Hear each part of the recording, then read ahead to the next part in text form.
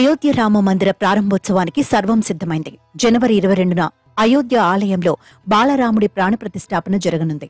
అందుకోసం ఇప్పటికే శ్రీరామ జన్మభూమి తీర్థక్షేత్ర ట్రస్ట్ దేశవ్యాప్తంగా ఉన్న ప్రముఖులకు ఆహ్వానాలు పంపింది. ప్రధాని నరేంద్ర మోదీ చేతుల మీదుగా బాలరాముడి ప్రాణప్రతిష్ఠ జరగనుంది.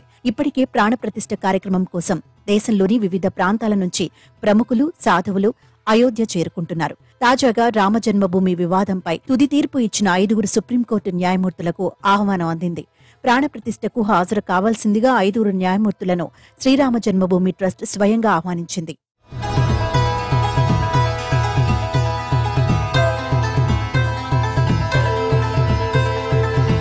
ఎన్నో ఏళ్లుగా వివాదంగా ఉన్న రామ జన్మభూమిపై 2019 నవంబర్ 9న అప్పటి సీజేఐ రంజన్ గొగోయ్ నేతృత్వంలోని 5గురు సభ్యుల ధర్మాసనం చారిత్రాత్మక తీర్పును వెలువరించింది. ఈ ధర్మాసనంలో అప్పటి సీజేఐ రంజన్ గొగోయ్, ప్రస్తుత సీజేఐ డివై చంద్రచూడ్, మాజీ సీజేఐ ఎస్ఏ బాబ్డే, Bobde AP governor S Abdul Nazeer, మాజీ న్యాయమూర్తి అశోక్ భూషణ్లు ఉన్నారు.